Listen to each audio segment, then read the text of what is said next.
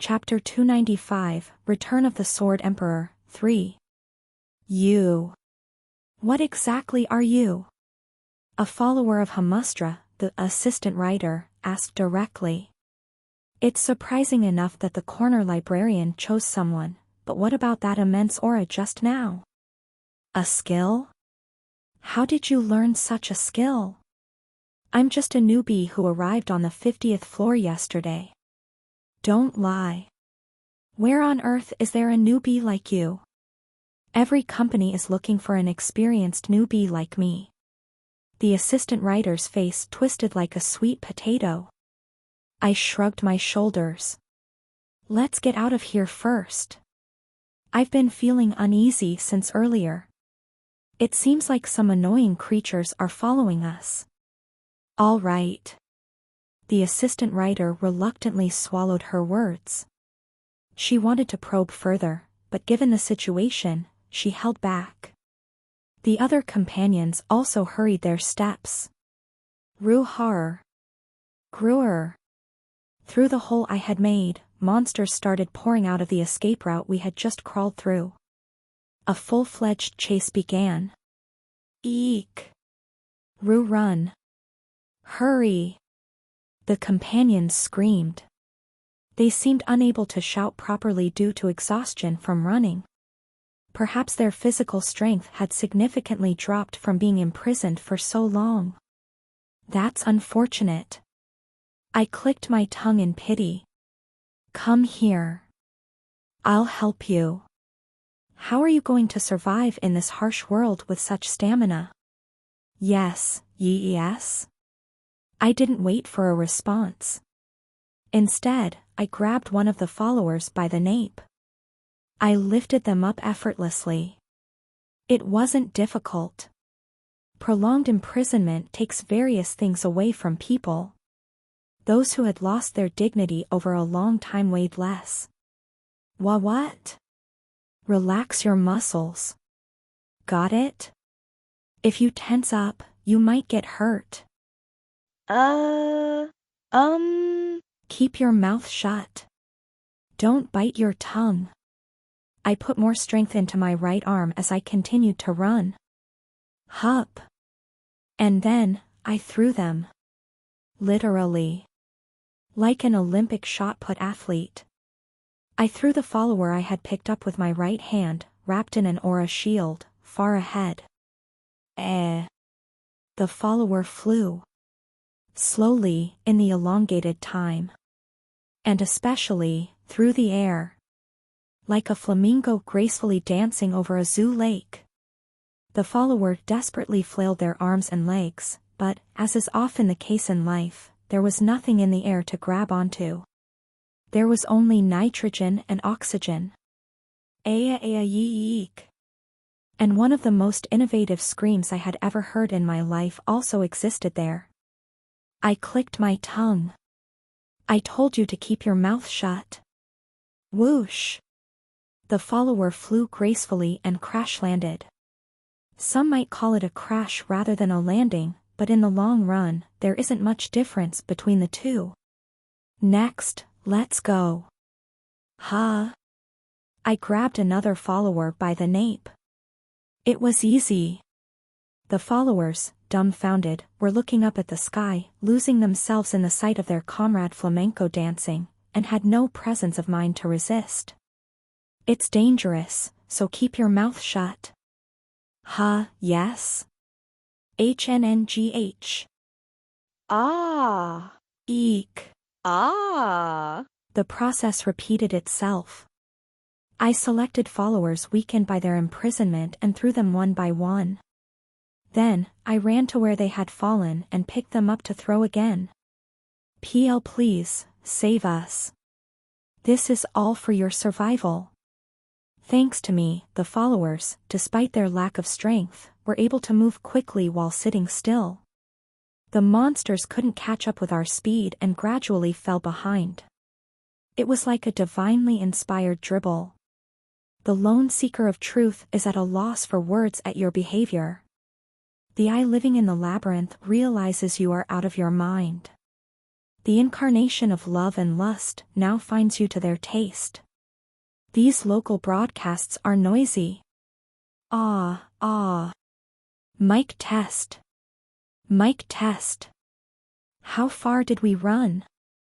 Eventually, a familiar voice came from the direction of the magic tower. It was the spokesperson of the magic tower, the one who publicly tortured the followers of Hamustra just yesterday. What the hell? Who are you? The spokesperson was fuming.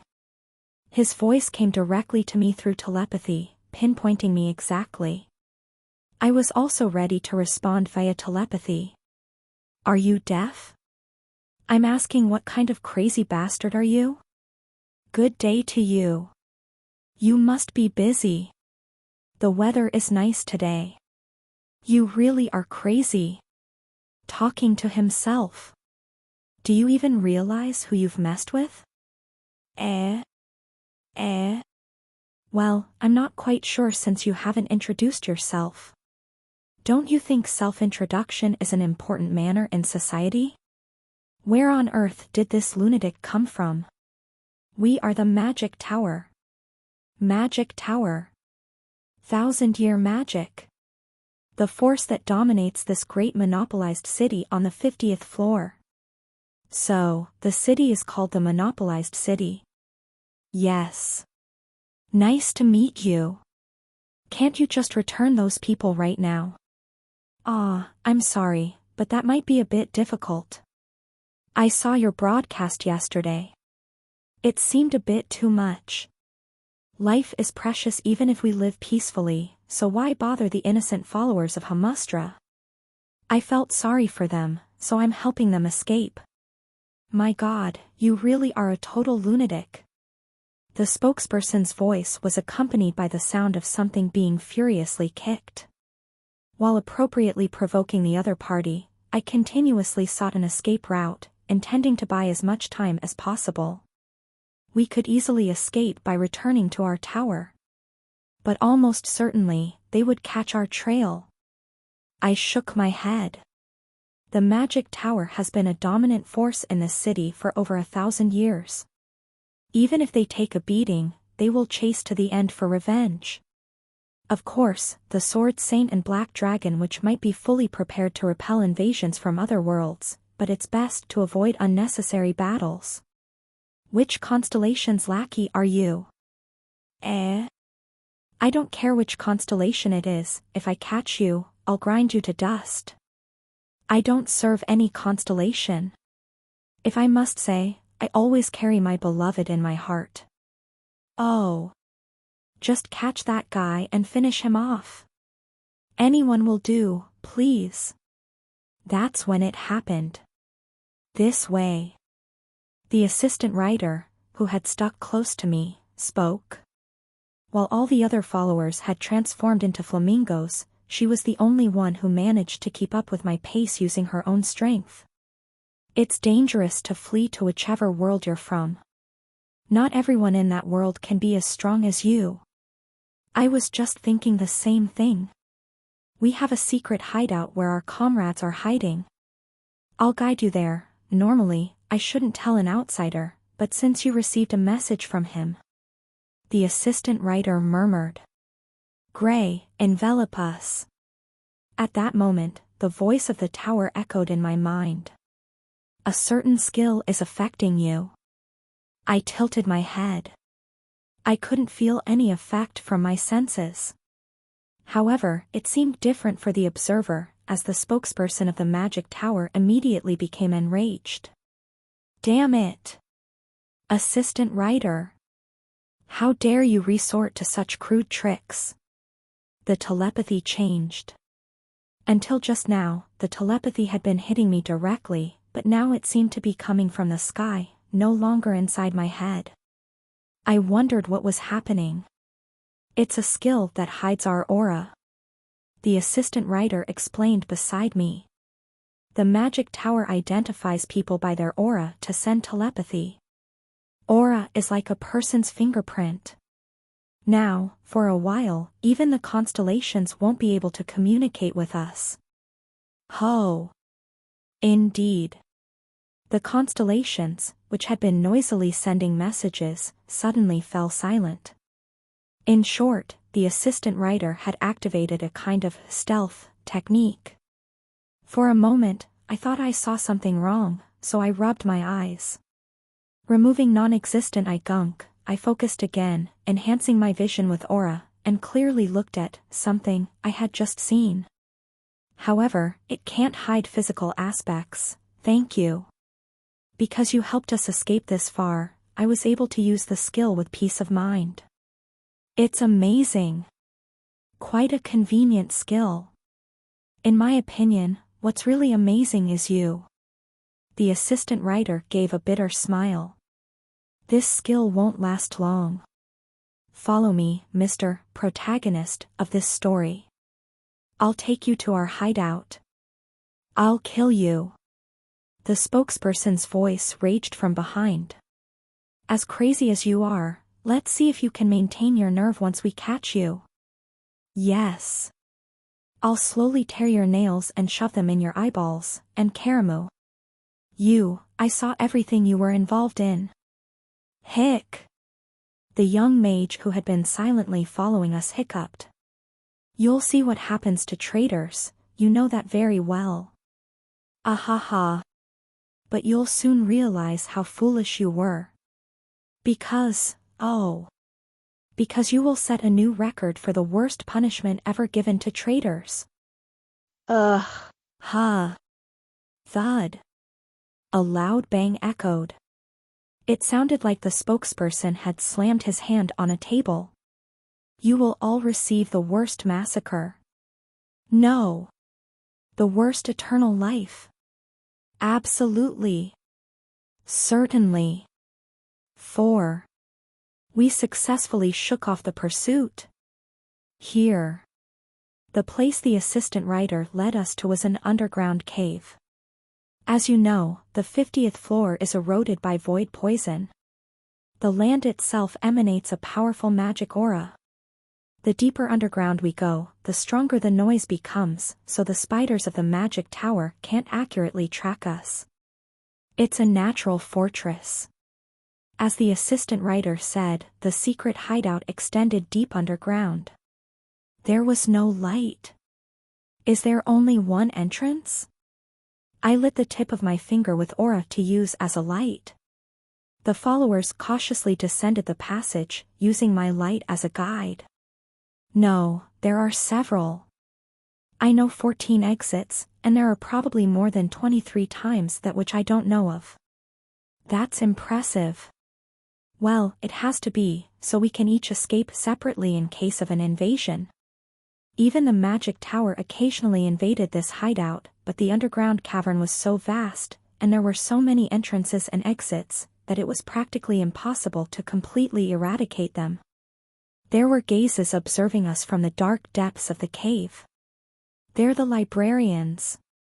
Why have they returned? How did they come back? Shh! Don't draw attention. These were shabbily dressed people. Some had set up living spaces in the corners of the cave, with miscellaneous living items scattered around. There were also dirty tents spread out to avoid the drips from the ceiling. As we walked down the cave passage, we encountered such people, with their belongings strewn about. This is a communal shelter. Realizing my curiosity, the assistant writer explained. A communal shelter? Yes. Not only librarians like us who serve the corner librarian, but almost all hunters who have lost their constellations live here. The toxicity makes it hard to live long, but it's better than being captured by the magic tower and subjected to human experiments. Indeed. Now that I looked, I could see small shrines among the tents of the cave dwellers. Some had set up modest altars with small deity statues on them. In the outside world, we are called escapees. Well, although we are in similar situations, there's no sense of solidarity. We even hate each other. We serve different constellations, each believing theirs to be the greatest. I can imagine. Is your world the same? Well, the world is all the same. This way. Even though we have strict divisions based on the constellations we served, don't enter any other areas just in case. As I followed the guide and glanced around. Something odd caught my eye. However, my vision was normal. In one corner of the cave, there was another passage extending in a different direction from the one we were walking. What I had noticed, something, on both sides of the passage. It was a carving, resembling the 4 heavenly kings carved in the Sukaguram grotto. It was a statue with a face very familiar to me. The assistant writer, who was walking ahead, stopped and turned around. What's wrong? Nothing. It's just that I am seeing something surreal in real time. What is it? The assistant writer also looked in the direction I was staring. She tilted her head in confusion after seeing something. Why? As if it was a very familiar part of her everyday scenery. It's just a normal, Sword Emperor, statue. I nearly fainted.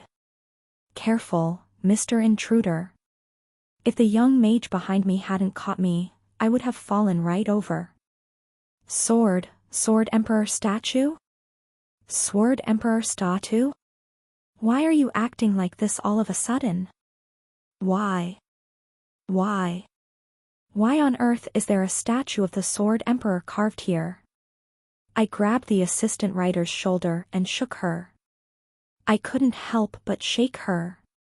She looked at me as if I was crazy and then brushed off my hands. Why? Well, because the Sword Emperor is also a constellation. Of course, there are people who serve the Sword Emperor. What? I don't understand why you are so surprised. The Sword constellation, commonly known as the Sword Emperor, is quite famous. 150 years ago, when he was still human, he once destroyed the magic tower. It's said that he, like our librarian, didn't create followers. But there are always followers everywhere. The assistant writer frowned. Especially the followers of the Sword Emperor are often criticized as fools obsessed with martial arts. I've seen them a few times passing by, and I would advise you not to get involved with them. How should I put it? They seem to live in a different world. Creak. I slowly turned to look at Bei Hurayong. He looked at me with an expression of, "What are you looking at now?" What? Explain this to me. Flip over your card. Card? What damn card? My card, you rotten-brained zombie. The one you copied from Marcus Callenberry. I summoned the card. I flipped it over. Plus. Sword constellation. Rank, A+. Effect, a being from another world. He cleared up to the 99th floor of a tower in another world but failed and died at the 100th floor. His resentment lingered, preventing his salvation and turning him into guardian ghost. He cannot physically interfere in this world, but he can meddle in the owner's mind. A ghost from another world. He cleared the 99th floor but failed the 100th floor and died. Seek his advice for his rich experience and astounding skills. Except for the owner, no one else can see Bei Hurayong. This skill was copied from the hunter Marcus Callenberry. Plus. What is this? Look at the card name, Mr. Zombie. I looked. Sword constellation, does that appear to your eyes, or does it not? Then, am I a constellation or not? You brain-dead zombie. This is insane. Why didn't you tell me? You didn't ask? This insane double whammy. And I did tell you. When? Today, when you were infiltrating the magic tower. When I told you the secret passage to use. I told you the old story. Yes, the Sword Emperor had a deep purpose for destroying the spire of the magic tower. Even if they rule the 50th floor, they aren't eternal victors. Anyone can become a traitor. The Sword Emperor picked up his sword himself to teach us, the common people, this noble truth. Oh, praise him. From now on, we are followers of the Sword Emperor, disciples of the Sword Emperor sect. We shall all follow him. But you told me to stop talking nonsense and just guide you. I always speak the truth. You brain-dead zombie. But you always dismiss my true words as nonsense. Even now, realize that I am a respected elder with a righteous character. So, in this world, there really is a Sword Emperor sect, and there are followers who worship you? Really? Yeah. This world is insane. Chapter 296, He's a Legend, 1. Witness A. First testimony. The Sword Emperor? Yeah. Famous. The magic boy, with his bangs half covering his face, stuttered. I personally witnessed the Sword Emperor shattering the 6th spire. It was incredible. With just a swing of his sword, the tower, heavily coated with all sorts of magic, just crumbled to pieces. Ah. It must have been the first and last time the elder got that angry.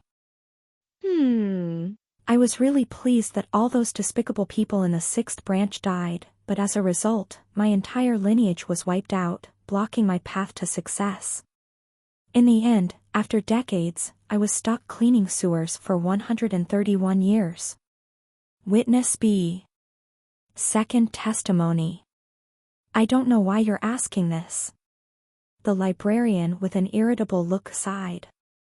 The sword constellation, commonly known as the Sword Emperor, is so famous that it'd be strange if someone didn't know him. His fame was probably 10 times that of what Constellation Killer enjoys now.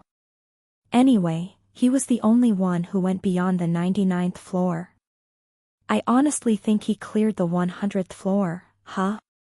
Why was such a psychopath famous? What are you talking about? Why have you been making such a disgusted face since earlier?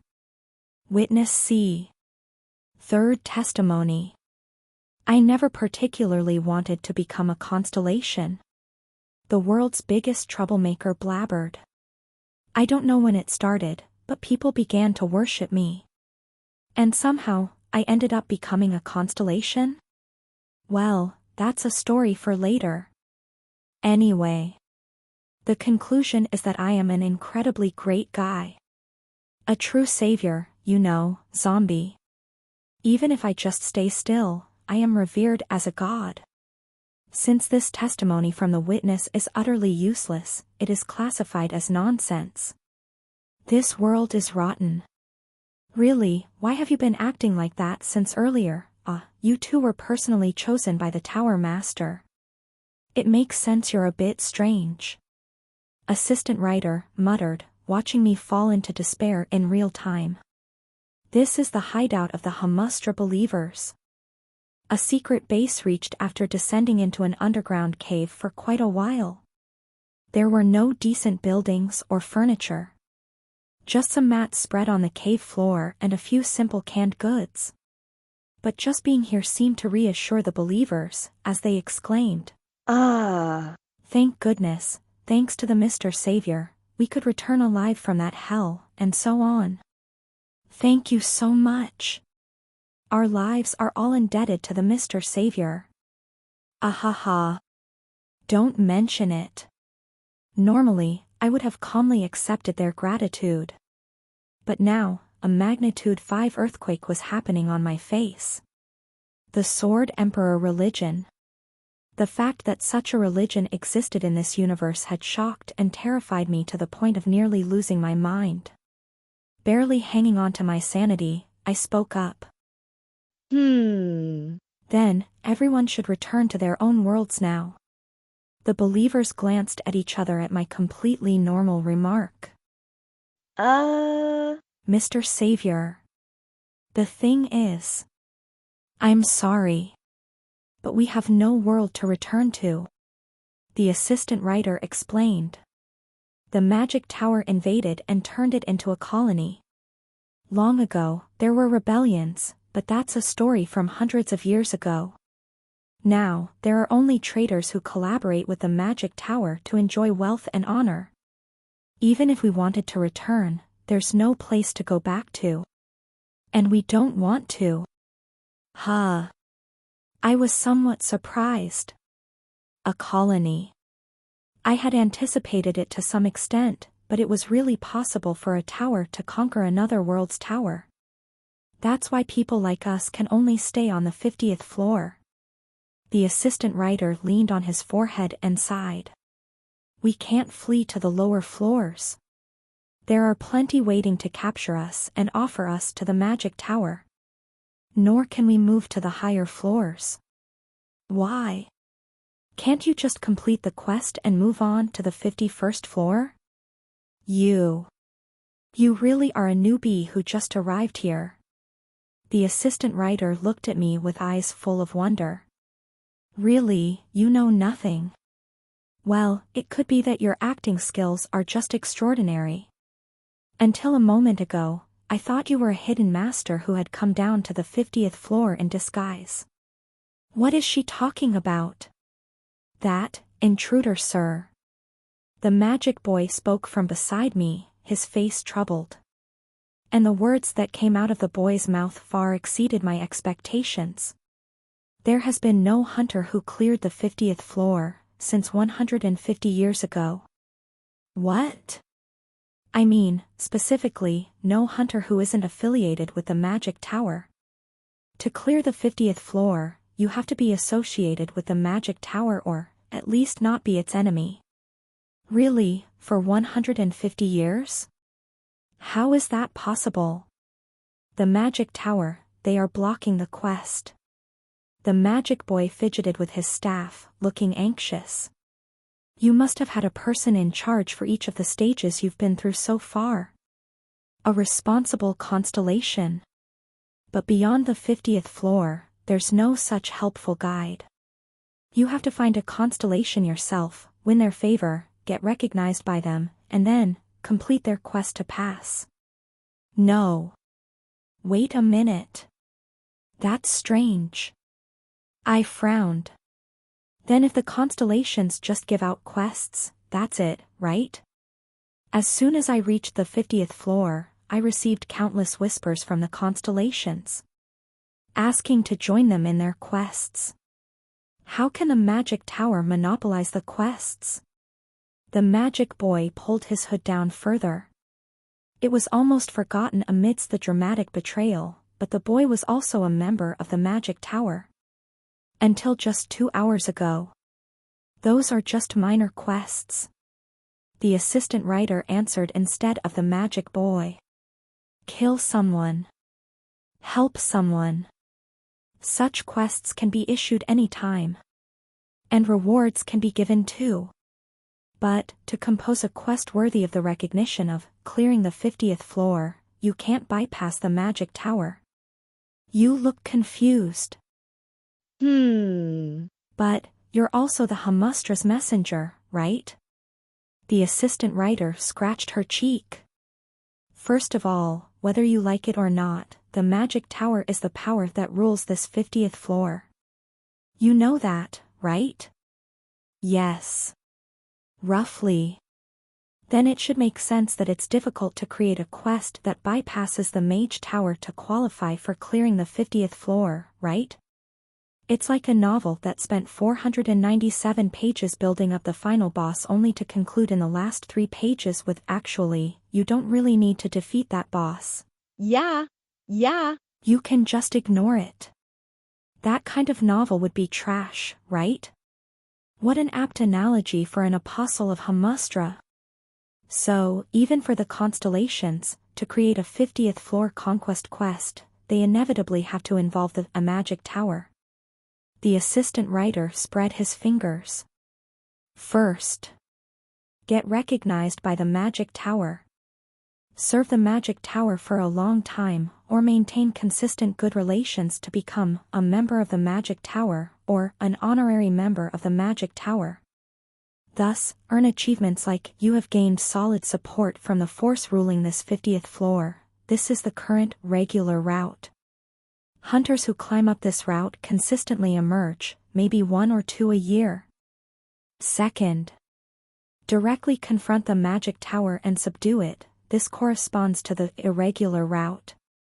And no hunter has managed to break through this irregular route for the last 150 years. That's what you mean? I said, understanding. The assistant writer nodded. Yep. It's not an easy task. The assistant writer snapped her fingers. Then, out of thin air, sheets of paper appeared with a rustling sound. Each page, emitting a faint light like fireflies, circled around the assistant writer.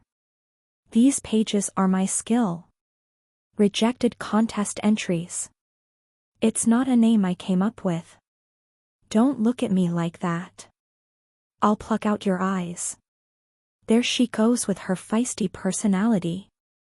Anyway, I can peek into other people's failed quests with my rejected contest entries skill.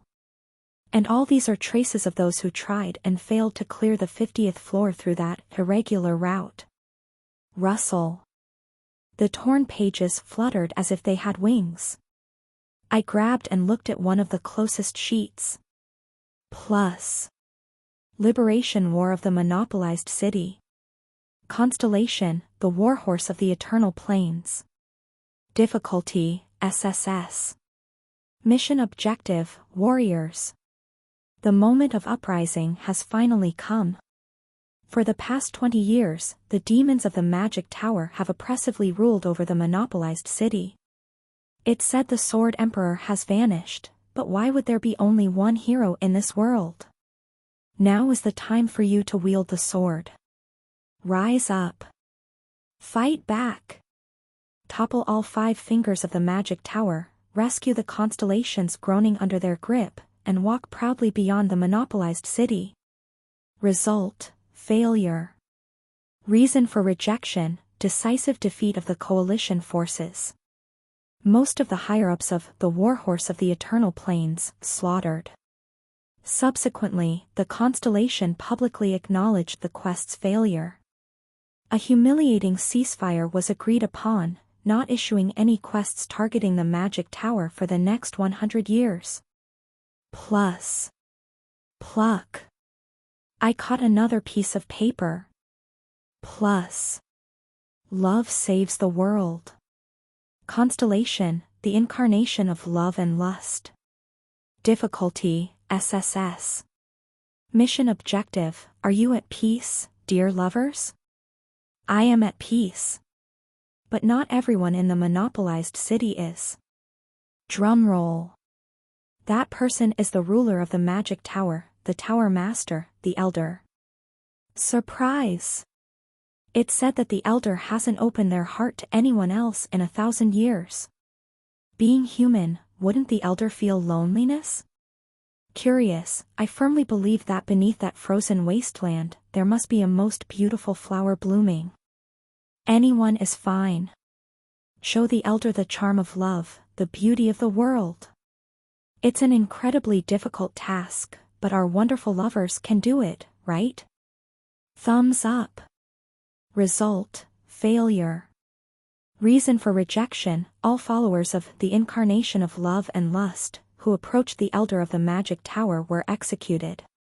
Those who touched the Elder's shoulder had their fingers chopped off 230 times, and those who attempted a kiss had their lips split into 23 pieces. Subsequently, the constellation publicly acknowledged the quest's failure. Plus. I flipped through the torn papers. Serious, light-hearted, each constellation's quests were written in different tones and tastes. However, one word was always included in each one. Failure. Failure, failure, failure. The irregular route quests, actively undertaken until 100 years ago, began to decrease at some point. No, they rapidly diminished.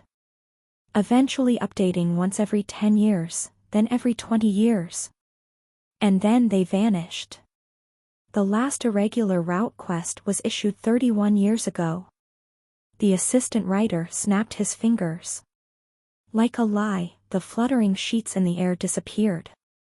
We actively encourage participation in quests, but even that's ineffective now. Since Humustra disappeared, we've been too busy taking care of our own lives. Now this city, the 50th stage, is literally a place where time has stagnated. Why? I had to ask. Why would the magic tower do this? What benefit do they gain from such actions? A lot. The assistant writer replied immediately. By enforcing this regular route, they fill the floors beyond the 50th with their allied forces. This way, not the constellations, but the magic tower monopolizes the progression of the tower. And a perpetual monopoly brings enormous benefits. But... Right. Did she guess what I was about to say? The assistant writer nodded quietly in agreement with me. It's boring. Deathly boring. So dull. Tedious. Stale and stiflingly monotonous. Initially scoffing at the idea of a regular route, the assistant writer let out a sigh. Ever since the magic tower started ruling over the monopolized city, aside from the brief period of chaos brought by the Sword Emperor, there's been hardly any fun. That's why we, the librarians, resist the magic tower. The assistant writer smirked bitterly, looking around. Less than 10 believers were there, healing their bodies wounded from imprisonment. All of them looked ragged. On their faces, there was a sense of relief just to have survived. We, as I call it, is all that's left now. Is that so? I understand. I looked up. To others, it might seem like I was lamenting to the empty air, but in my eyes, Beihurayung was visible. Why you shattered the magic tower? It wasn't just for fun, causing havoc. Well, seeing that elder's face contort was pretty amusing. Beihurayung was lying long across the air, using it as his bed. I didn't expect that after I disappeared, not a single newcomer would defeat the magic tower. Well, I was a bit exceptionally strong. Why didn't you destroy everything instead of just one spire? That's obvious. I'm not a nanny spoon-feeding kids. Beihurayung spoke indifferently. If the magic tower are bastards, then what about those who can't defeat those bastards? And what about those who become dogs of those bastards, panting while breaking through the 50th floor? Hey! Kim Zombie, you might not feel it because you're doing well, but these guys are also hunters. Hunters who have made it up to the 50th floor. Strong ones. Their novice days ended long ago, they should be able to take care of themselves. By destroying one spire, I've already done my part. Indeed. That was such a Beihurayung-like thing to say, and I nodded in agreement. Perhaps Beihurayung and I weren't so different. Would you leave them to be responsible for themselves? Or would you help them stand up and take responsibility? It seemed that only our last attitude was what differentiated him from me. Assistant writer. I have a request. That one difference made me speak up. Please call at least one believer from each sect, including the Sword Emperor religion. I can do that, but why? I am a hunter. A hunter has things they must do. I knew what I wanted to do. I will ascend to the next stage. Chapter 297, He's a Legend, 2. Followers began gathering in the cave's hideout. Assistant writer? You were alive? That's surprising. I heard there was a commotion at the magic tower yesterday. It was your doing, huh? Followers serving different constellations were present. Among them were some who had lost their constellations long ago, and others who, though not yet lost, were branded by the magic tower and living in hiding.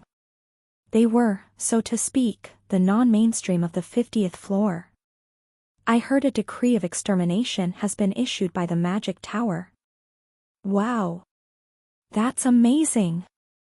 A woman wearing a hood tapped the assistant writer on the shoulder. How much did you have to annoy those spiders to get a decree of extermination? I'm jealous. Hey, assistant writer. You should ditch a constellation like Humustra and come to us. We'll treat you well. Not twisting your neck is the last courtesy I have as the person who invited you all. Be thankful for my sensible and elegant manners. I'd better be twice as thankful, or I might lose my life. The followers noisily chatted and found places to sit as they pleased. Some found flat stalagmites to sit on, others lay down, and some spread their ragged cushions. At first glance, they seemed like a ragtag group. It was like a bustling market. However, my senses had been sharpening for a while. They are strong, these hunters. Well, they're all vagabonds chased by the Magic Tower. Beihurayon crossed his arms. In other words, they haven't been caught by the Magic Tower yet. Either they're clever, extremely lucky, or just strong. If they have even one of those qualities, they're strong. Everyone here is at least on the level of the Crusader. I looked around. In our world, one of the top 10, maybe even top 5, powerhouses would be considered average here. As expected, the 50th floor is not to be underestimated. The hunters I had met in Monopolized City were not weak, but they lacked something.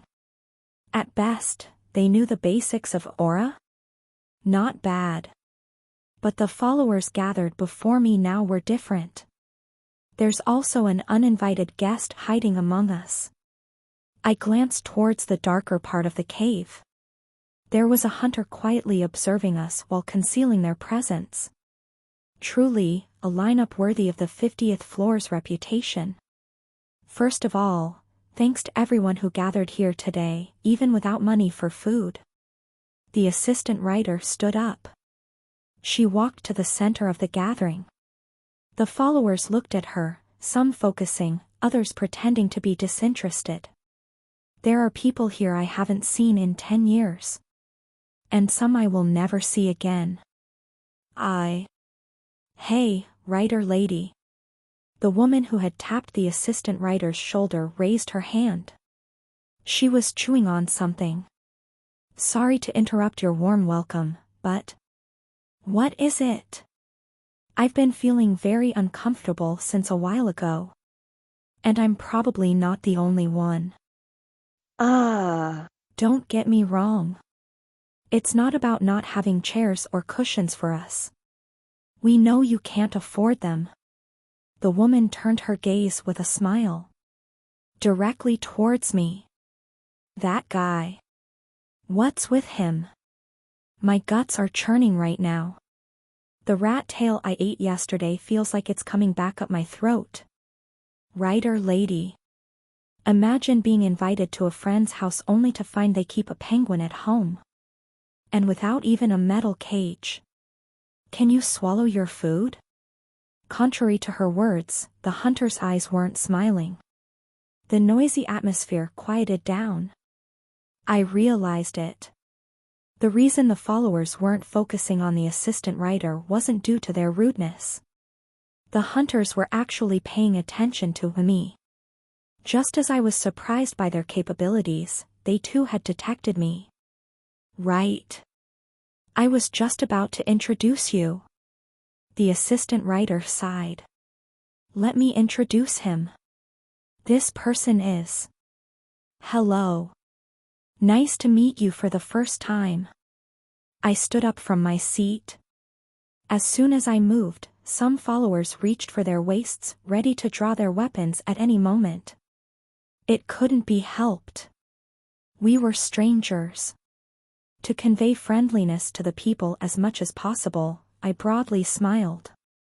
My name is Kim Gongja. Thank you for comparing me to a penguin. I too was curious about the texture of penguin skin when I was younger. Kim Gongja? Hey, that's not an alias but your real name. You're not joking. Tell us your alias. Yes. My alias is Death King. The air in the cave tensed. It wasn't a metaphor. Several followers who had been conserving their energy suddenly raised their aura. Death King? The one whom Mayhos issued an extermination and pursuit decree against? The heretical leader who devoured numerous worlds and turned countless humans into undead? Assistant writer. Why did you invite such a lich to the meeting? It seems my broad smile had no effect. I was slightly disheartened but still kept a smile on my lips. Please calm down, everyone. I am not a lich. What? As long as you don't attack me, I won't attack you. I'm as safe and harmless as a penguin. Look at my smile. Do I look like a lich to you? Wait. Are you saying you're not a heretical leader? The casual hunter asked with a sour expression. I answered as politely as possible. I do lead a small sect. But it's not heretical. Have you never used the dead as undead? The definition of undead is a bit tricky. I do have the ability to summon the dead, but I don't use them as zombies or vampires. In fact, many have found happiness thanks to my spirit summoning skill. Mayhos said you go around killing constellations. That's an exaggeration. Going around killing constellations, you say? I shook my head. I've only killed one or two. This bastard is indeed that evil undead lich, no-life king overlord. What are you doing, everyone? Subdue him now. We're in danger. This is troublesome. Why does it turn out like this even though I answered kindly? Hey, you're actually enjoying this, aren't you? Right? I'm being wrongfully accused. Please stop the slander and defamation. It's not that I'm intentionally enjoying it. It's just that I found an inexplicable joy in people screaming in terror, mistaking me for a fearsome villain. I loosened the holy sword at my waist, sheath and all. Startled. The followers who were wary of me flinched. While showing them I had no hostility, I slowly placed the sword sheath on the ground. I showed them my empty palms. Look. Smiling broadly. I don't bite. I know, the warhorse of the eternal plains has declared me a public enemy. But really, Mayhos doesn't see me as a lord of evil. He just wanted to use me for the moment. For all of you. For us? Mayhos? The casual hunter asked back. He's like a loudmouth in the constellation world. How is he doing anything for us? I heard from the assistant writer. The current situation here is such that if you're not affiliated with the magic tower, you can't ascend to the 51st floor. But you all don't want to join the magic tower, nor do you have the power to break it. I'm sorry. I didn't mean any harm. I'm just saying that the current situation might be frustrating from the constellation's perspective. Perhaps Mayhos thought I could be some kind of breakthrough. Why did Mayhos become hostile towards me as soon as I reached the 50th floor? Was it because I took away his apostle, Lady of Golden Silk? Was that the only reason he decided to fight? It could be, but if he really wanted to kill me, gathering a group of mediocre fighters for a surprise attack wasn't the right approach. He should have gathered only the real deal, hunters like the ones present here for the attack. Mayhos wants to make me the evil boss.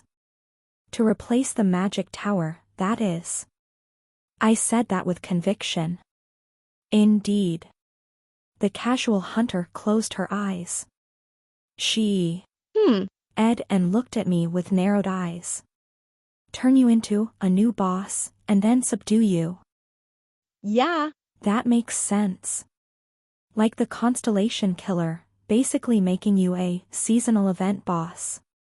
Yes. That's what I suspect. A chicken for a pheasant. If you don't have teeth, use your gums. The other followers murmured among themselves. Sounds of awe, indeed, flowed from here and there. They understood our conversation and each came to their own understanding. I quietly smiled and looked up at the cave ceiling. The warhorse of the eternal plains remained silent. Silence can sometimes be an affirmation. Okay, Death King. That's a very plausible observation. The casual hunter stood up. But why tell us this? It's hard to call it wise. It only gives us more reason to see you as an evil lich. She smirked, fiddling with the handle of her dagger. Of course, it would be easier to deal with you than to break down the magic tower. Right? I was getting tired of playing the beggar on the 50th floor. I'm tempted to join Mayho's quest. A clear provocation. Ah. Of course, that's your choice. I laughed and spread my palms wide open. But really, will it be easier to kill me than to bring down the magic tower? What? If you're as skilled as you claim, you must have killed numerous enemies by now. You must be familiar with the dance of life and death. But, everyone. I smiled amicably. Killing someone. Isn't it supposed to be a really difficult task? What are you trying to say? It's simple. Mayhos wouldn't consider me a substitute for the magic tower without any basis. Perhaps I am indeed as difficult to subdue as the magic tower itself. Just me, one person, could be equivalent to the entire magic tower. Do you really think you can catch someone like me? Everyone, including the casual hunter, gasped. I humbly smiled and scratched the back of my head. You haven't even caught the Constellation Killer yet. A provocation met with a provocation. That's the way I've learned. Ha! The casual hunter smirked.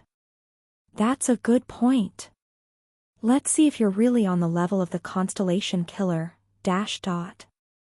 No. Stop it. Berserker. That's when it happened. Someone emerged from behind me. It was a man wrapped in bandages from head to toe.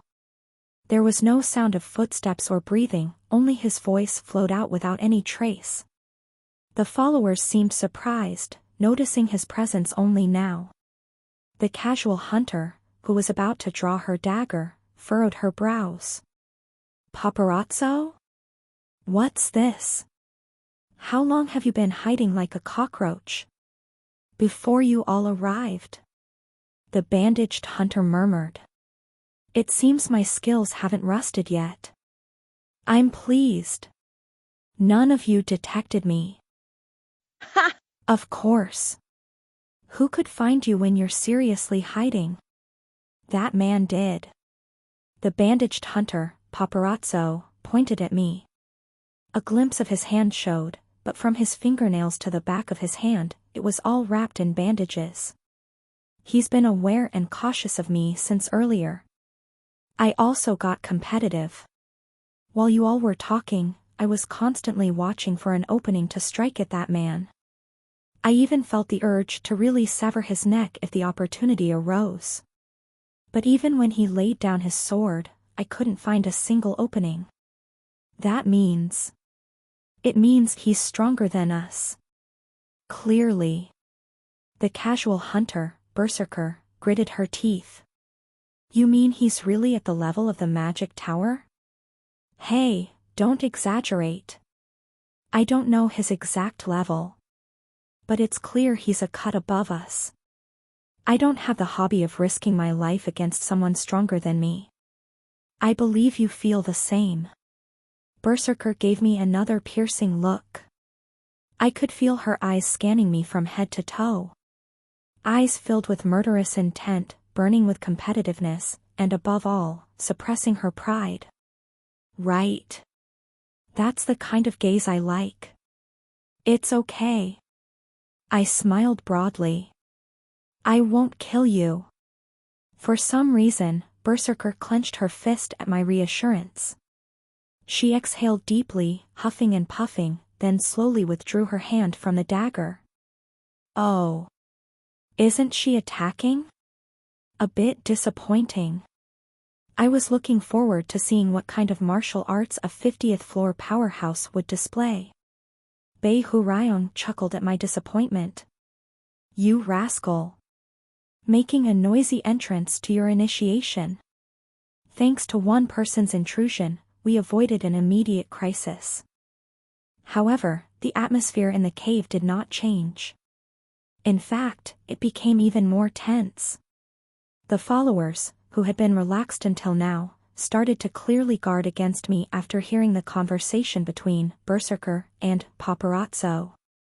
Many followers swallowed hard. This is awkward. I was trying to be as gentle as possible to avoid this atmosphere. I scratched my cheek.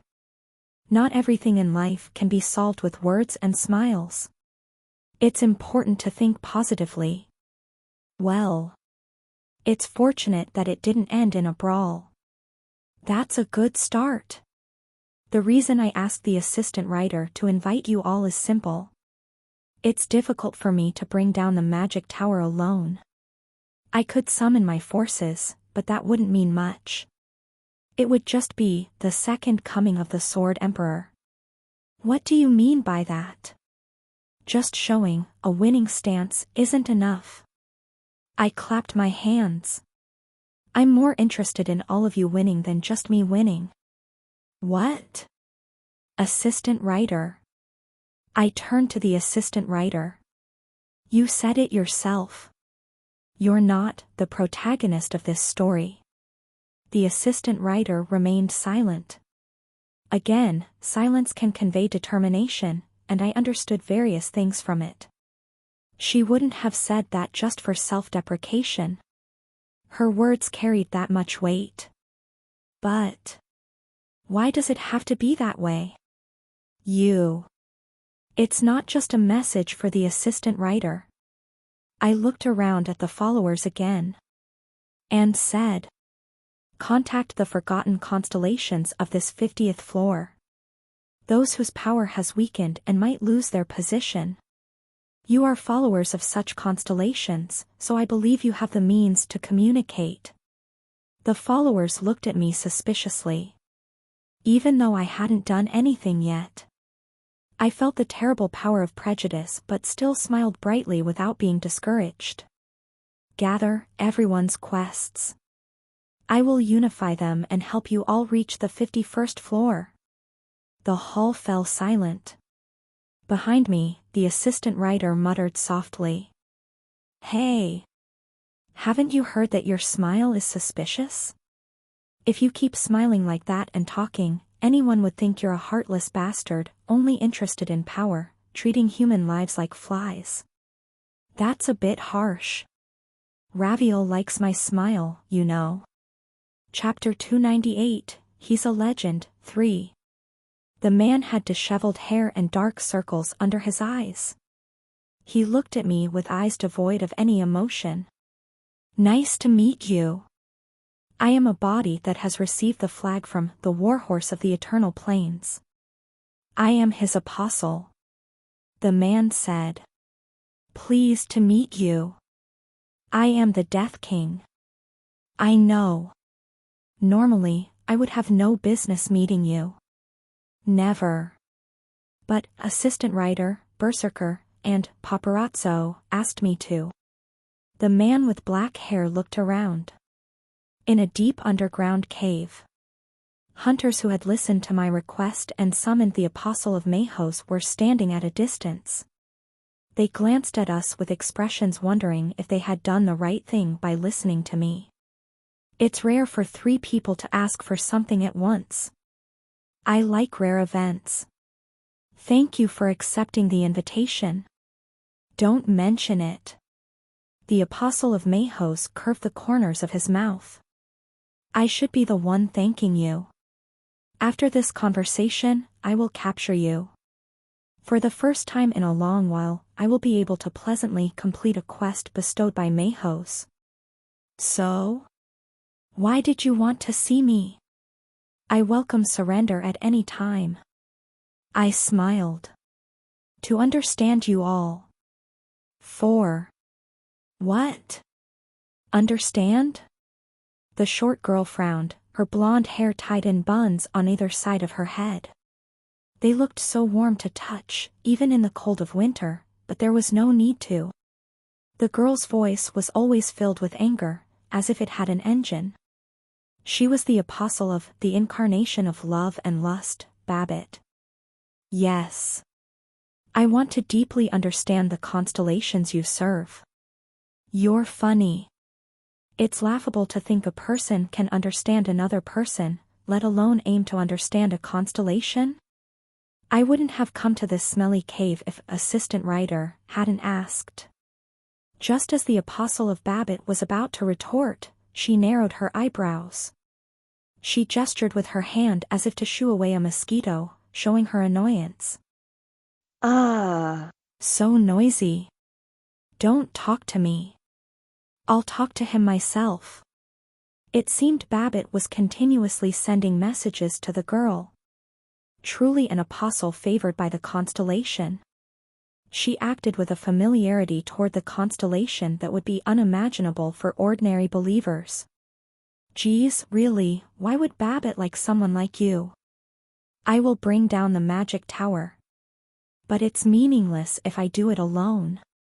I will collide with the magic tower, intertwining all your quests, all the constellations you serve. What are you talking about?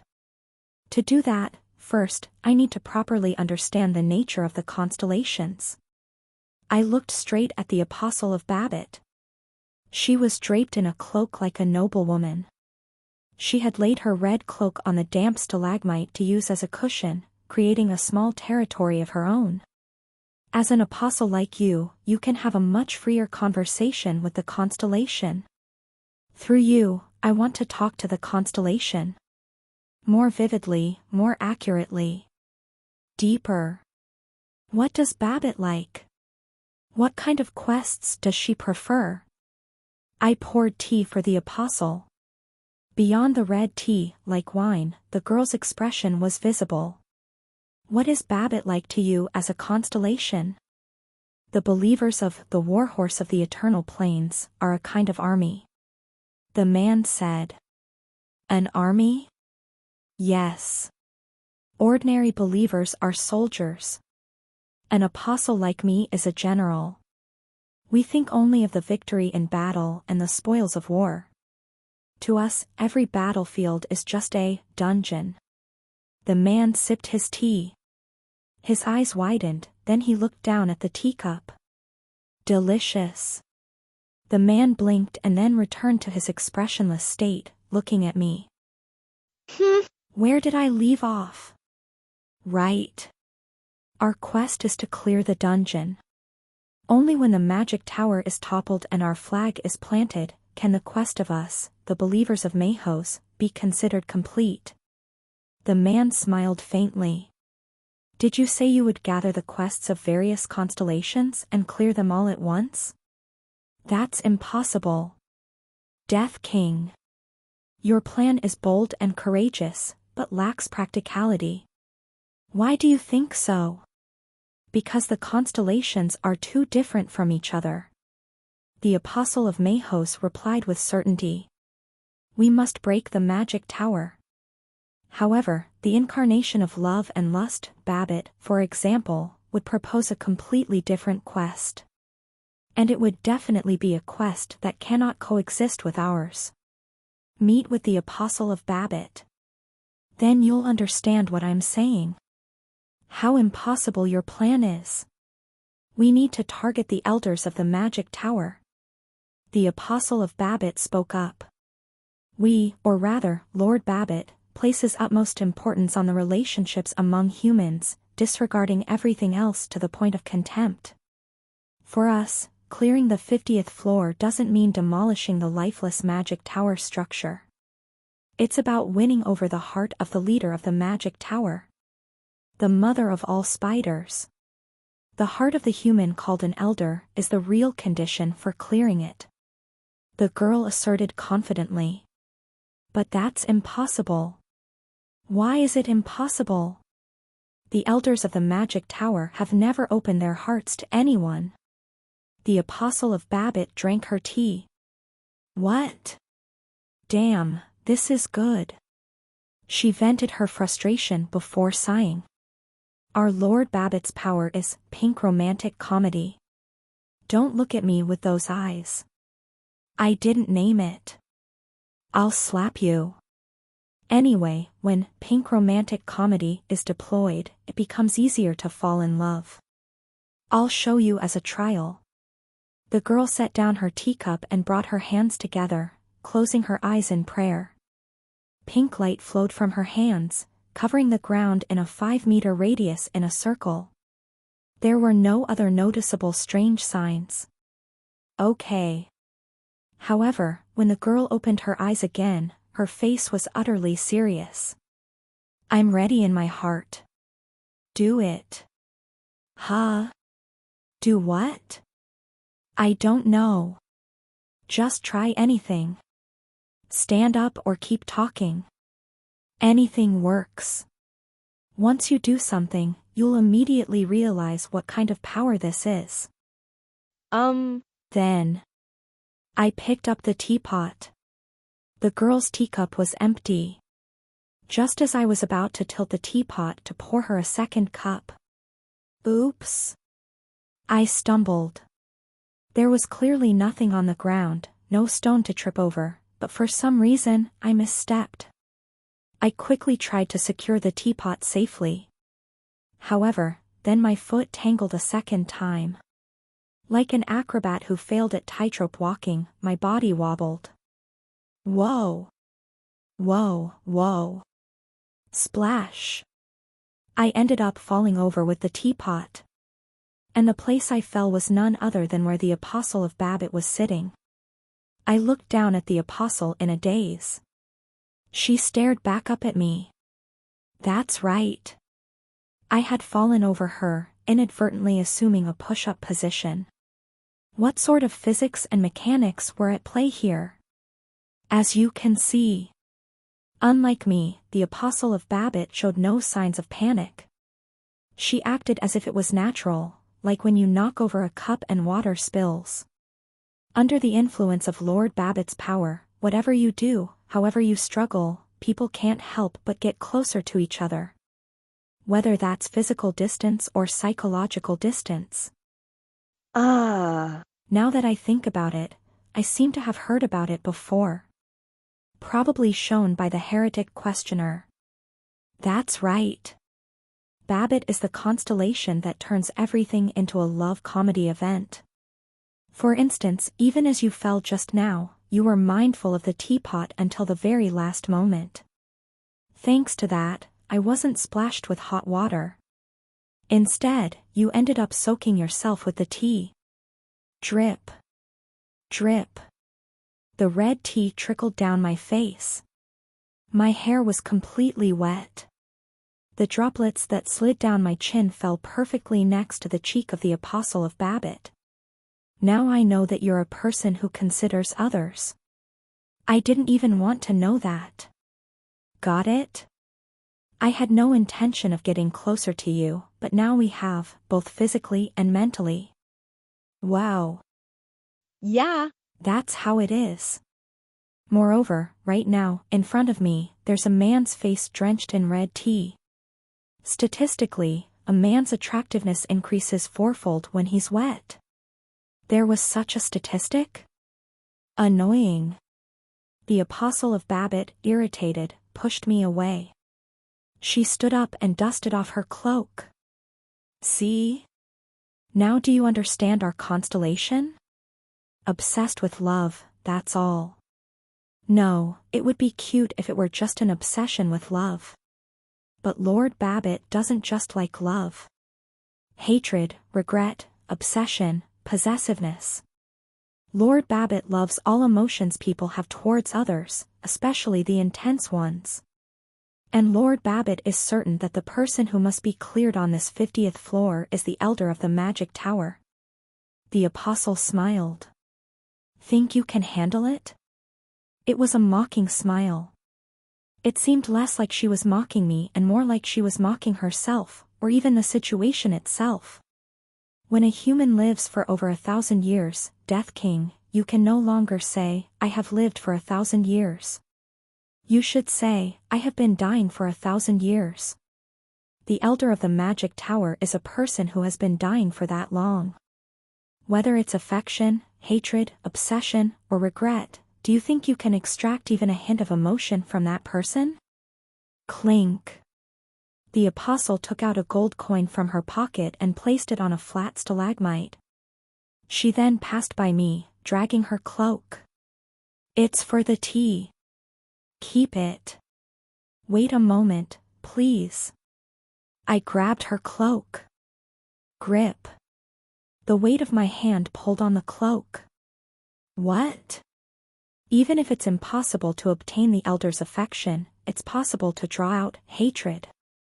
You're mistaken. The hatred Lord Babbitt speaks of isn't just an extension of annoyance. The apostle flicked my hand off. The kind of hatred that equals the weight of love. A lifetime spent hating someone, cursing them, letting that hatred become a part of oneself, only that kind of emotion is recognized by Lord Babbitt. Do you have the confidence to draw out such hatred from someone who has lived for 1,000 years? Does anyone have a reason to be hated for 1,000 years, for you? I nodded. I don't. See. But still, it can be drawn out. I stared intently into the apostle's eyes. Her irises were the same red as her cloak. A cloak is like a wall, an extra layer for those who don't feel safe with just skin and clothing. Her eyes were just like that, with double concentric circles sunk into her crimson pupils. I am under the tutelage of the person the elder of the magic tower hates the most in the world. Maybe others can't, but my master can extract the elder's emotions. No. He can drive the elder mad.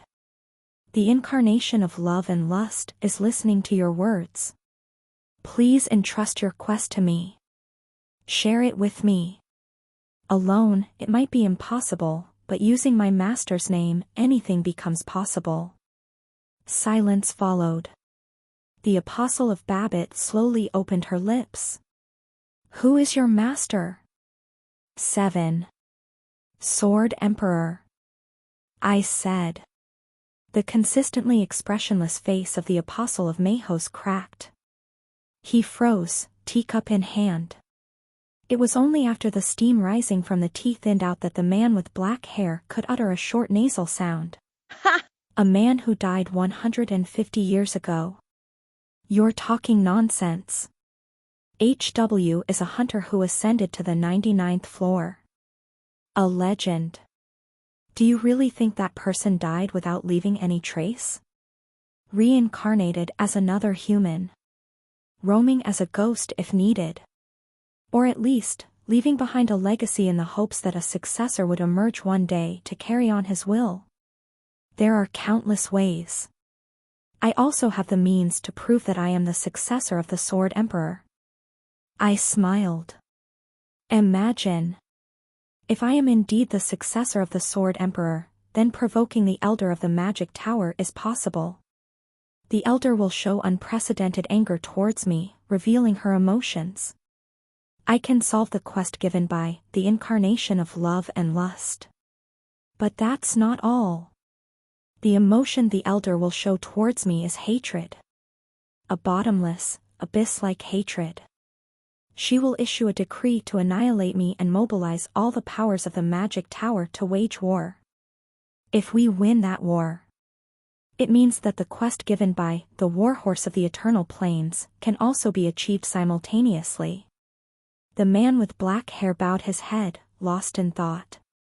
The warhorse of the eternal plains is listening to your words. Please entrust your quests to me. I said. I will show you the proof that I am the successor of the Sword Emperor shortly. The constellations will recognize it. What you need to consider now is whether my proposal is realistic or unrealistic, to make a sober judgment. To the warhorse of the eternal plains, to the incarnation of love and lust, to the eye living in the labyrinth, to the lone seeker of truth, to the forgotten deities of lost faiths, to their proxies, I spoke to each one of them. I can bring down the magic tower, uniting the quests of all constellations into one. I named this operation as follows. Grand Campaign. The eye living in the labyrinth is listening to your words. The lone seeker of truth is listening to your words. The last sword in the wilderness is listening to your words. The bell that mourns the dead is listening to your words. I nodded. Announce that the successor of the Sword Emperor has returned to this land. Chapter 299, The Grand Campaign 1. On the day when the Sword Emperor appeared on the 50th floor, it is said that all the constellations adorning the sky at that time whispered to him. The warhorse of the eternal plains invites you to join. The ox that harvests ruins recommends a long campaign to you. The eye living in the labyrinth invites you to join. The incarnation of love and lust offers you an apostleship. The lotus reflected on the water invites you to join. The lone seeker of truth. From the most prestigious constellations to the minor levels of constellations. It was certain. Under any constellation, this human would shine. The quests woven by the constellations, one by one, would surely lead the Sword Emperor to the most dramatic love, the most dramatic victory, and the most dramatic life in this world. It was evident in his eyes. The eyes of the Sword Emperor were clear. They were the eyes that would boldly accept the toxicity of any wound he received. Interesting. He did not think of himself as a body too precious to be wounded. Nor did he boast of being a body that need not suffer wounds. He simply always strived to become stronger. A monster-like pride lurked in this man's heart. But I shall refuse. Looking around at the starlight flocking to him, the Sword Emperor smirked. I will not choose anyone. I won't pick any constellation. I will climb to the 100th floor, see the view there before anyone else, keep it to myself, and then remain silent. I won't tell any of you anything. With his hair red as the sun, the Sword Emperor laughed. If you're curious about what's up there, stand up and follow me.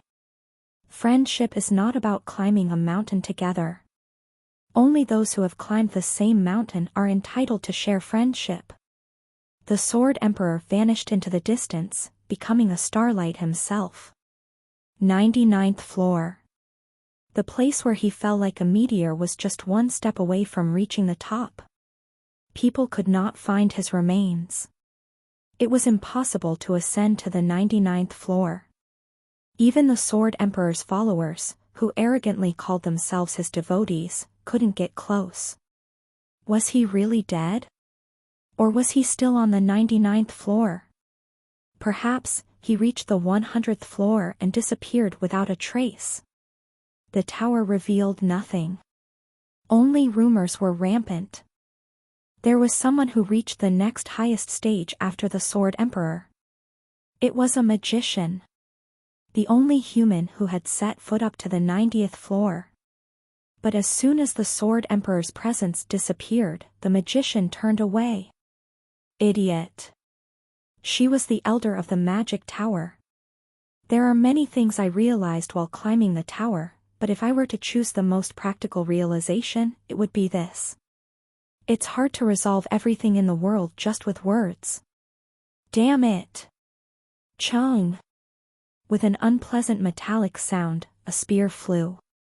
It was the spear held by the Apostle of Mahos, a man with black hair. I whirled my aura and sent the spear flying far away. Arg. You're strong.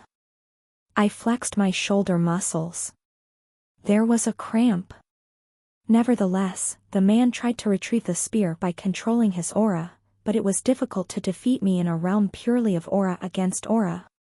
My master, even while being consumed by the zombie virus, used the technique of empty space grasping to move her muscles, intestines, bones, and heart. I am her successor. The training I've undergone is different from others. Well, this duel is not the first time. I spoke leisurely. It's not flattery. You are truly strong. In our world, you would probably rank among the top 5. Audacious. I haven't even used Mayhos's powers yet. It's the same for me. I haven't yet called upon my family's army. I sheath the holy sword. When I call upon my family, it becomes quite impressive. What? The sky turns upside down, and the earth is flipped over. Sounds like a lie, right? But it's true. If you knew who the shadow of my family is, you would probably collapse from a heart attack. It's the constellation killer. It might be a lie, but if it's true, why don't you call such a great army? They are guarding the house. I shrugged. What if someone from another world invades while I'm away? Those kids are guarding the house, so I can wander around with peace of mind. They are all as strong as me. The apostle of Mayhos bit his lip tightly. You have passed the test. The pursuit and attack orders against you are lifted. The warhorse of the eternal planes recognizes you as a temporary follower. From now on, you share the main quest with the warhorse of the eternal planes. Okay. It seemed the apostle was still not convinced of his defeat, but the constellation he served, Mayhos, had cleanly accepted it. Mayhos recognized me as a temporary follower, and agreed for me to participate in his quests. This allowed me to directly participate in the quests undertaken by Mayhos, even though I was not officially serving him. A rather unusual case. It was a special exception. What an unsightly sight. Hurry up and come out. Pushing aside the apostle of Mayhos, another hunter appeared. Greetings.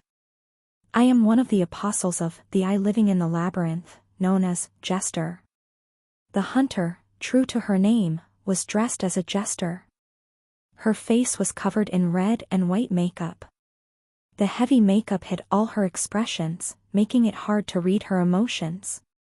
I heard that you intend to become a follower of all the constellations existing on the 50th floor. Temporary follower, though. Ha! Ha! How interesting. The jester's face, while claiming to find it amusing, looked incredibly unamused. Behind her, more than 10 hunters were waiting. All of them, regardless of whether their power was strong or weak, were apostles of a constellation. They had come to test me on behalf of their constellation. Since Mayhos has tested your strength, let me test your luck. Chuck. The jester brought out a table. And she overturned 13 cups on it. A labyrinth is ultimately about wandering in search of the right answer. The jester smiled. No matter how complicated the maze or how evil the traps in the dungeon, if you shorten it, it's just like these 13 cups. Now, look. Death King. There's only one cup with candy that you can eat first. The jester tapped the cups lightly. Transparent glass. Inside each cup was a piece of candy that children would love. In other words, the other 12 cups contain candy that should not be eaten. Ha! Ha! Exactly. You guessed it right. The jester smiled a pleased smile, the kind that makes only herself feel refreshed while others feel sour. All are extremely poisonous. They might look like ordinary glass cups, but they are sacred objects. A gift from the Eye living in the labyrinth, who highly appreciated my clowning around. Ordinary aura can't penetrate it, and no skill can discern what's inside. Right. I know well. Now. Death King. Although it's just a trivial display of talent, join my little prank and I'll enjoy it. I immediately picked up the fourth cup and ate the candy inside it. The jester, who was eloquently spreading her grand speech, looked dumbfounded. Regardless, I chewed the candy expressionlessly and swallowed it. It's mint-flavored. I prefer yogurt-flavored candies, though. Do you know about yogurt candies? They are sweet with a slight milky taste, absolutely delicious. Sometimes they have them at barbecue restaurants. Those are really the best. Silence ensued. The jester slowly covered her cheeks with her hands. Her face looked utterly shocked. How can this be? Holy shit. Oh my God. How on earth? I let out a hollow laugh. Does this mean I've passed the test? I don't know. I can't understand. How can a mere jester like me judge someone born with such strong luck? It's terrifying, so terrifying. It's not over yet, is it? Hesitation. What do you mean? You said it yourself. Among these, there is a candy that can be eaten first. I cleared away the sixth cup. That means there's also a candy that should be eaten later. And without hesitation, I ate the candy inside the cup. Now, I've eaten 2. How many are left? 1 left. Okay. I deliberately smiled broadly as I looked around at the remaining glass cups. It's harder than defeating the Apostle of Mayhos. I have experienced these tests before, not for the first time. Precisely speaking, it may be the first time for others, but for me, it's already been several times. Unnecessarily died 9 times. Today, I'm experiencing the same day for the 10th time. If it were a battle of skill, perhaps, but in a test purely based on luck like this, even I am helpless. The first few times, I died screaming after eating the extremely poisonous candy. Then, after correctly guessing the answer, I died an hour later. The candy that can be eaten first also contained poison, and if not followed by eating other specific candies in order, it would be fatal. Where could the tasty candy be? This one? Or this one? It's difficult. Both look delicious, which is a big problem. The jester, unaware that I had returned to the past, just looked at me blankly. How? It can't be detected by skills, nor aura. I picked up the first cup. This is it. This candy was begging me to eat it. It was shouting that it's truly harmless to humans. So noisy. I feel sorry, so I have to eat it. I unwrapped the candy and chewed it. The poison in the first candy was neutralized by the second, and the poison in the second was completely detoxified by the third.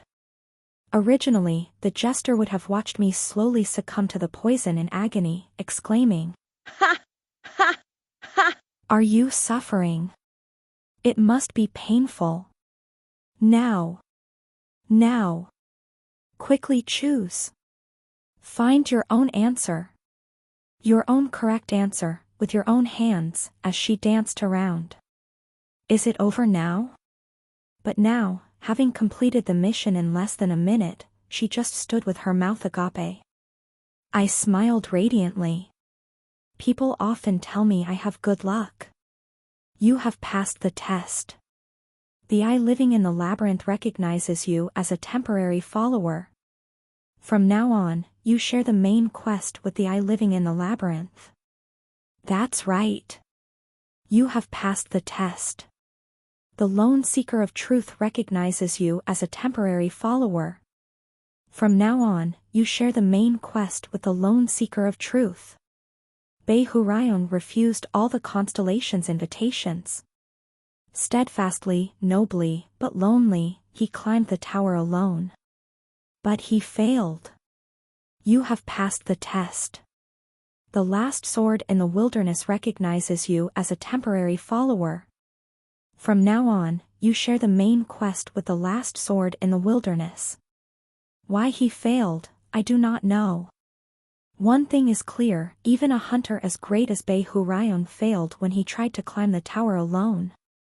That means it's not the path. It's just a dead end. I want to believe that Behurayon didn't fail because he was weak or lacking, but rather because he chose the wrong method. No. I believe it. Therefore, you have passed the test. The bell that mourns the dead recognizes you as a temporary follower. From now on, you share the main quest with the bell that mourns the dead. I walk a path completely opposite to the one he chose. If Behurayon walked the path of orthodoxy, then I walk the path of heresy. If Behurayon climbed alone without forming any alliances, I build alliances. I gain favor with the residents of the tower. I unite the large guilds. I accept the love of a lover, the loyalty of a vassal, and create a family. I establish a clan. You have passed the test. You have passed the test. You have passed the test. Behurayon served no constellations. Therefore, I will serve all constellations. Good. The evening sun had set. The apostles, once numbering over 10, had been defeated one by one, leaving only one in the queue. I admit. No, we underestimated you. The last remaining apostle wore a cloak redder than the sunset. The incarnation of love and lust. The apostle of Babbitt, a girl, looked at me seriously. You have proven your strength and that luck is with you. Even if it wasn't purely luck that you survived, you must have a skill that makes your success seem like a matter of fortune. The girl removed her cloak. The thick fur cloak fell to the ground. And she took out a bottle of water. But can you really understand, love? Splash. The apostle of Babbitt poured water on her head. Dewdrops slid down her fresh blonde hair. The sunset was burning, and the light that set the sky ablaze sneaked into the droplets on the girl, quietly reddening her cheeks. You and I. Let's see who can make the other's heart flutter first. Babbitt's power unfolded, enveloping the surroundings in a pink hue. The girl, as if accustomed to it, now wore a sorrowful smile, as if her previous expressionlessness was a lie. Her eyes drooped, and her pride and arrogance disappeared from her lips. Come to me. The apostle's smile, her slow gestures, her gaze said it all. I'll say this in advance. I'm sorry. The sunset was falling just for her. You will come to like me. I shook my head. I have multiple identities. Just like everyone else. I slowly approached the apostle of Babbitt. A leader of a sect. A head of a family. A director of a troop. Someone's father. A friend of a race. Now, I will add being a temporary follower of Mayhos, Babbitt, and others. As I climb the tower, more names will be attached to me. But I stood firmly in front of the girl. The apostle drenched in water looked up at me. My first and foremost identity will never change. I smiled. I am the man of the most beautiful person in this world. She don't have a heart, so I carefully crafted mine and offered it to her. Before being a hunter, I am a lover. And you have passed the test. The incarnation of love and lust recognizes you as a temporary follower. From now on, you share the main quest with the incarnation of love and lust. That day, I made contracts with numerous constellations. Chapter 300, The Grand Campaign, 2. The Magic Tower has officially started tracking us down. Thud. A bundle of papers was placed on the old table. It was moved by assistant writer. She sighed, wiping her forehead as she looked at me. The city has officially announced a decree for our extermination.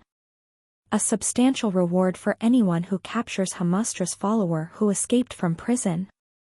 For anyone who captures or informs on the unidentified rogue who aided the escape, the reward is 28 times greater. It seems they found the mark you left at the entrance of the secret passage. That's good news. I skimmed through the documents. The papers were filled with information about the Magic Tower. Especially about the head of the Magic Tower, the so-called Elder. I was anxious about when they would discover it. Surprisingly, their response was slow. Exactly what did you write there? Sword Emperor's Return. I smiled. I only wrote those 3 characters. Nothing much. The assistant writer's mouth fell open. You're really insane. What is insane? Ms. Writer. It's probably the average, the norm of this world. And this world is, on average, a complete mess. Being called insane, abnormal, means being the exact opposite of this mess. It might as well be called normal. Yeah. You madman. Strange. Why does nobody take my serious words seriously? Holding her forehead, the assistant writer sighed deeply, as though to drill a hole in the cave's floor. I admit you are impressive. You have gained the trust of the Hamustra and persuaded numerous other constellations. Perhaps you are the first in history to have simultaneous joining with double-digit constellations. Thank you for the compliment. But you shouldn't provoke the Magic Tower recklessly. The assistant writer said.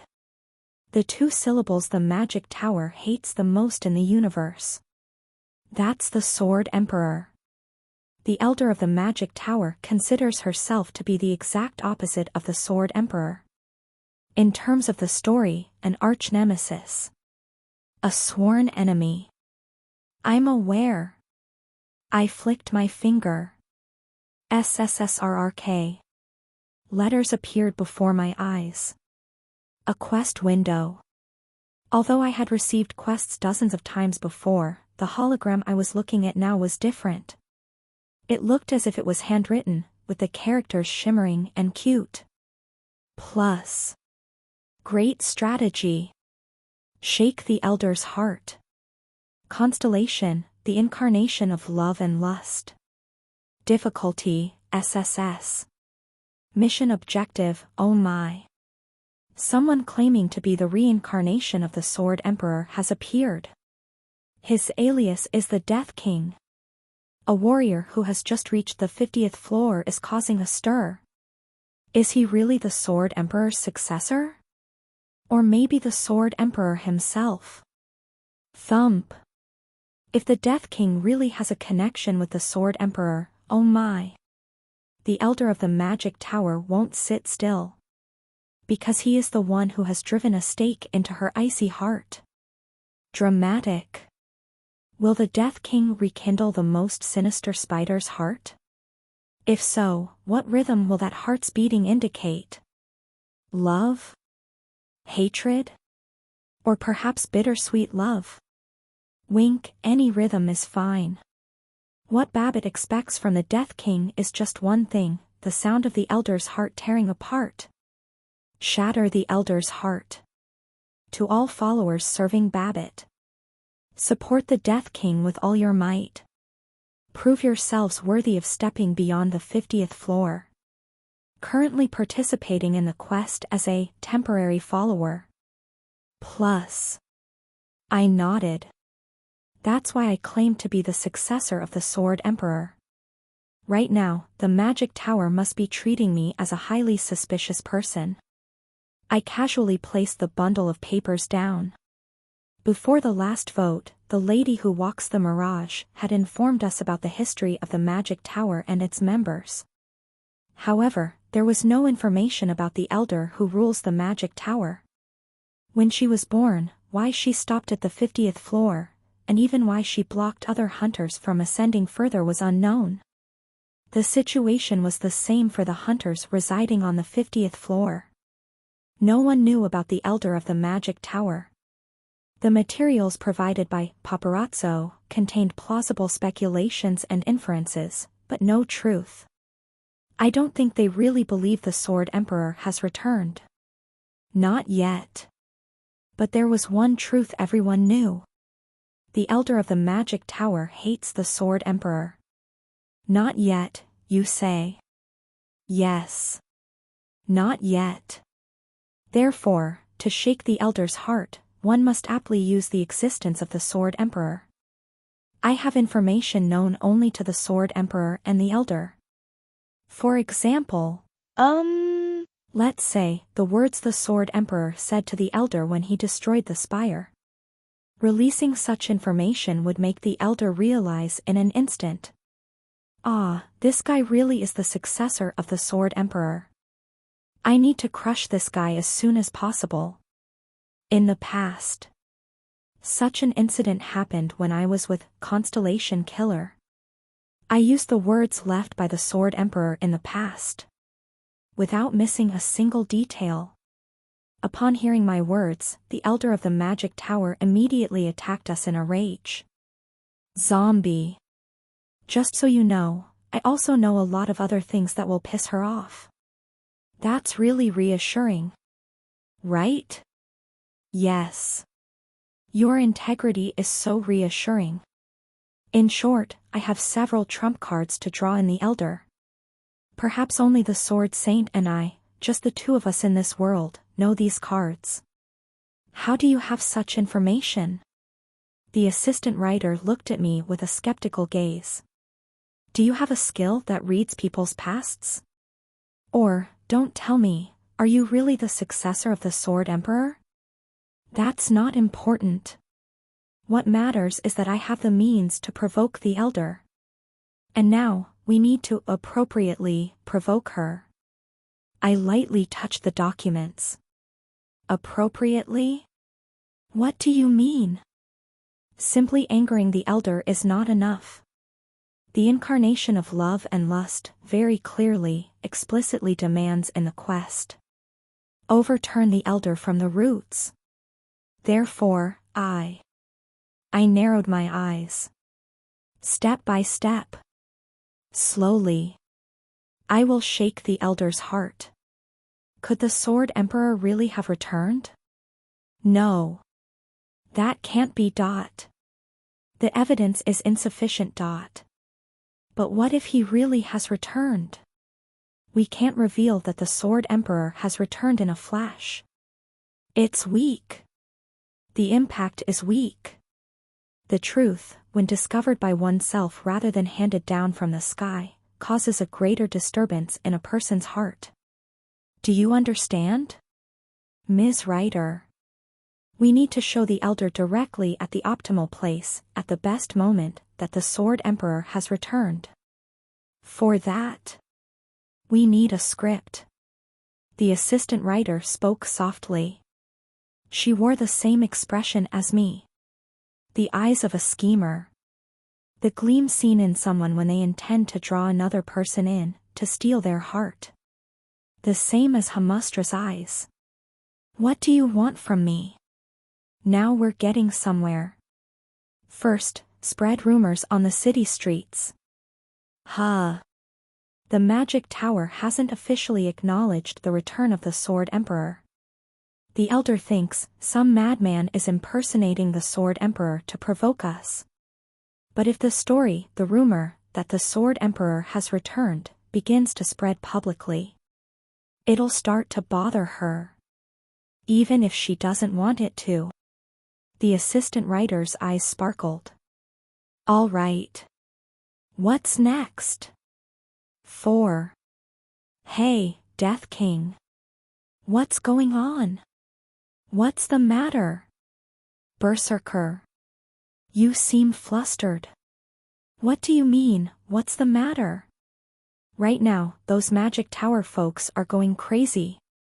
Just yesterday they issued a decree to hunt us down and we're waiting for info, but suddenly they formed search parties and are scouring the streets. 5. Merely spreading rumors that the Sword Emperor has returned won't affect the Elder's heart much. It would just be a mild annoyance. We need to go further. We must target the vulnerabilities in the Elder's heart. Go on. The assistant writer swiftly moved her quill pen. I'm writing it down now. Tell me all of your strategies. If anything seems off, I'll make the necessary adjustments. We will stir up the resentment and anger that has accumulated among the hunters on the 50th floor. I enjoyed the sound of the pen scratching on paper. The Sword Emperor is more than just a hunter. He's a symbol. The Elder, who blocks and seals the 50th floor, and the Sword Emperor who broke through and moved beyond. The rumor of the Sword Emperor's return is, in itself, an attack on the Elder. We dislike the current situation where the Elder rules the 50th floor. We are tired of it. We want someone like the Sword Emperor. We want the Sword Emperor to return and shatter this nightmarish existence. Indeed. So, yes. I get what you mean. Vulnerability. The hand of the assistant writer, moving the pen, became even faster. It's like, you're crafting the rumor to declare to the Elder, you are wrong, right? Exactly. Ha! The assistant writer did not look at me. Her eyes were fixed on the words her pen was scribbling. A hint of a smile from the assistant writer seeped onto the paper. Okay. The return of the Sword Emperor is just a pretext. A tool to incite and agitate hunters dissatisfied with the rule of the Magic Tower. Yes. I nodded. And at the same time, it's a blade targeting the Elder's heart. Look, Elder. I have died. I fell pathetically on the 99th floor.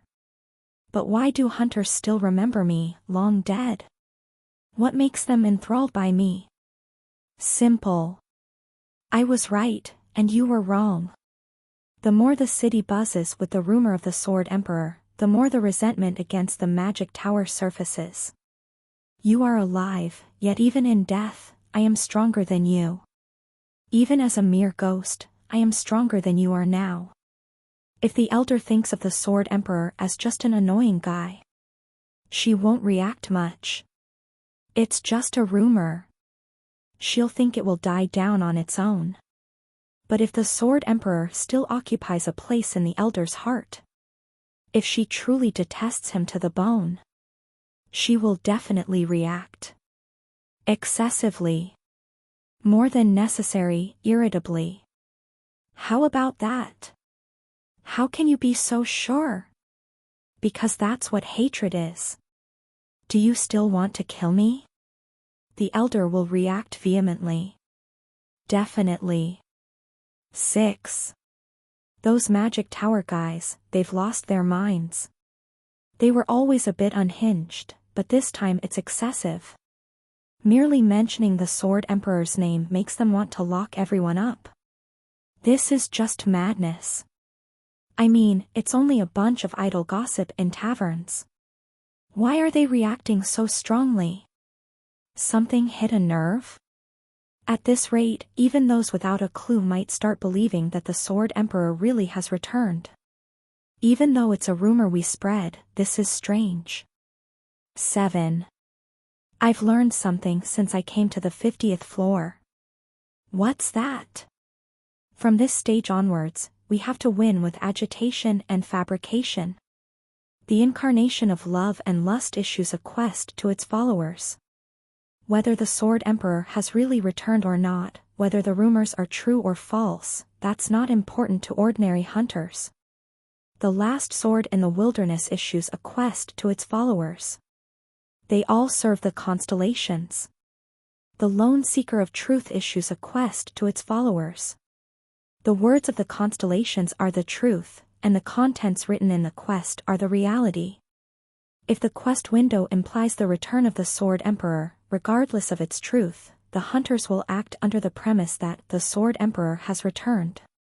The eye living in the labyrinth issues a quest to its followers. Just like when I was falsely accused of being an evil lich and hunted down.